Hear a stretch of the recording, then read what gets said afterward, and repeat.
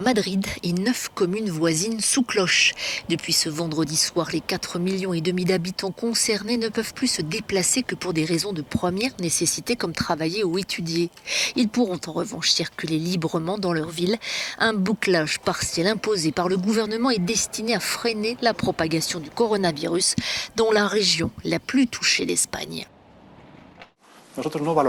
Nous ne jugeons pas les procédures judiciaires que certaines institutions ont entamées. Ce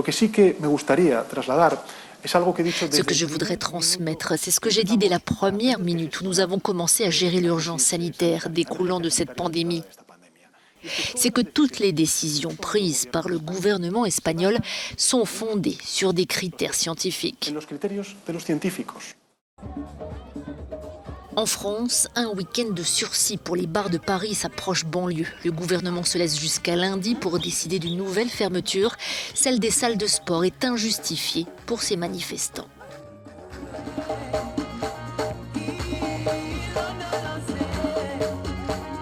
Dans les salles, il n'y a pas eu de cluster de contamination, et ce qui est tout à fait normal parce qu'en fait, dès la réouverture, on a mis en place des protocoles sanitaires très stricts qui a été suivi par l'ensemble de nos clients.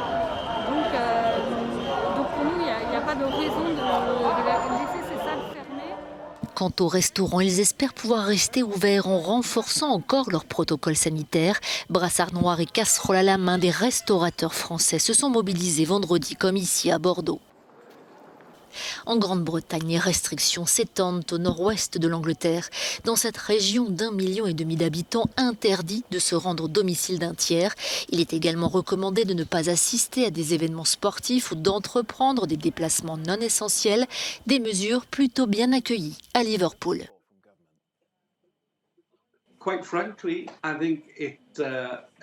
Franchement, je pense que ce n'est pas quelque chose auquel moi ou les habitants de la ville nous nous opposerions si cela devait maîtriser le virus et faire baisser les infections.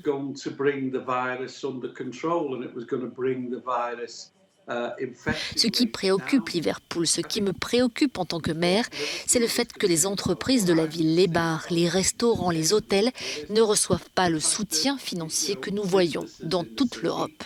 The bars, the restaurants, the hotels aren't getting the financial support that we're seeing being given across Europe. Avec plus de 42 000 décès, le Royaume-Uni est le pays d'Europe le plus endeuillé par le virus. Le Premier ministre Boris Johnson pourrait prendre de nouvelles mesures.